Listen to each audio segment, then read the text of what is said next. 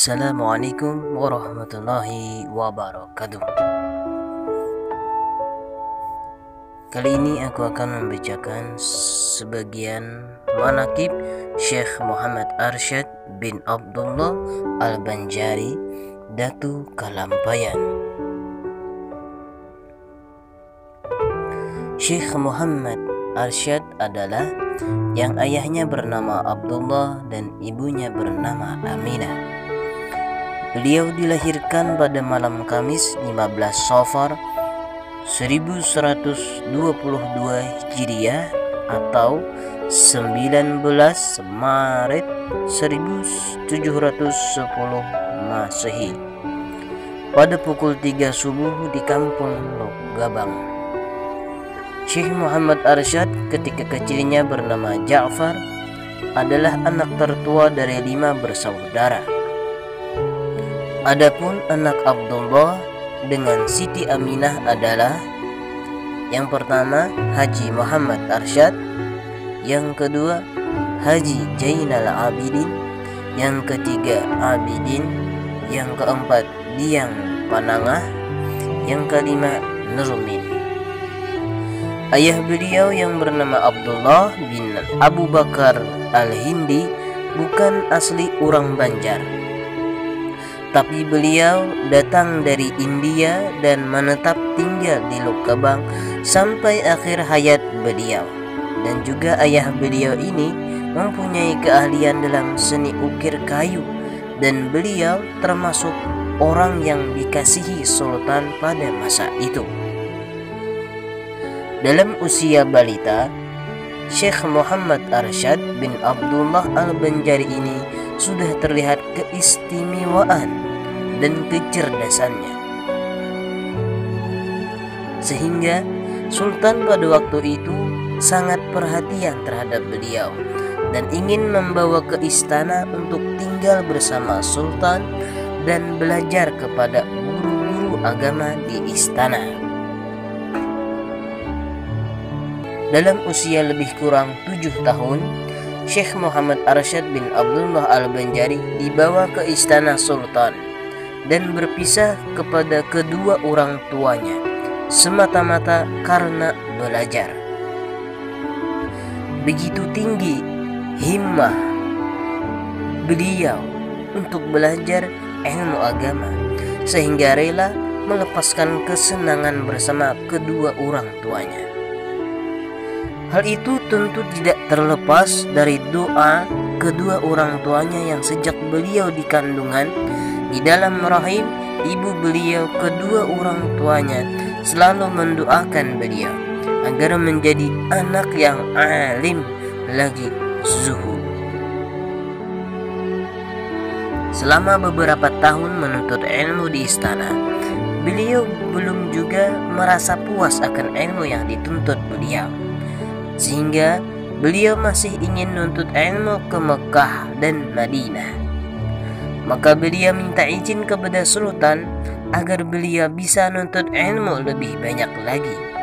Maka dengan izin sultan dan keikhlasan istri sultan yang sedang hamil, rela melepaskan beliau pergi ke tanah suci Mekah untuk mengaji kepada ulama-ulama di Mekah dan di Madinah. Lebih kurang 30 tahun di Mekah dan 25 kali mengerjakan ibadah haji serta 35 fan pelajaran ilmu yang beliau kuasai dan berbagai ijazah dan sanad ilmu yang diterima langsung dari guru-guru beliau. Banyak guru-guru dan ulama-ulama besar pada saat itu menjadi guru beliau.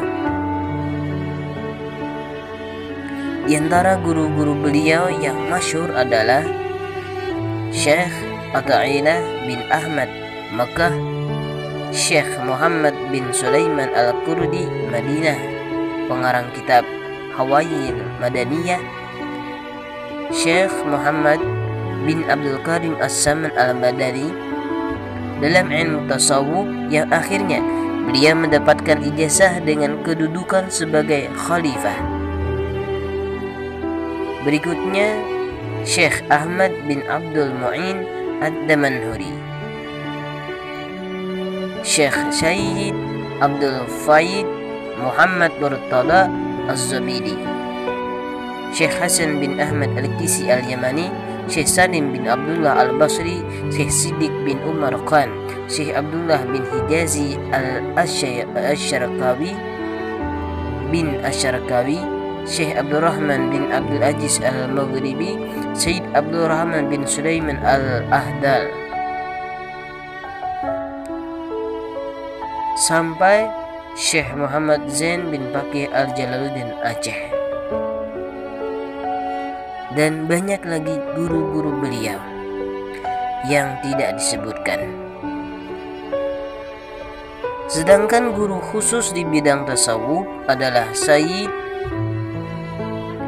Muhammad bin Abdul Karim As-Samman Al-Madani, Syekh Samman, dan jadilah Syekh Muhammad Arsyad bin Abdullah Al-Banjari menjadi khalifahnya Syekh Samman Al-Madani untuk wilayah Banjar, khususnya di Kalimantan, bahkan se-Indonesia. Di antara sahabat-sahabat beliau antara lain Syekh Abdul Somad bin Abdul Rahman Palembang, pengarang kitab Syiarus Salikin dan Hidayatus Salikin. Yang kedua Syekh Abdul Wahab Bugis. Ketiga Syekh Abdul Rahman Masri dari Betawi dan lainnya, sehingga mereka berempat ini dijuluki empat serangkai dari tanah Jawa.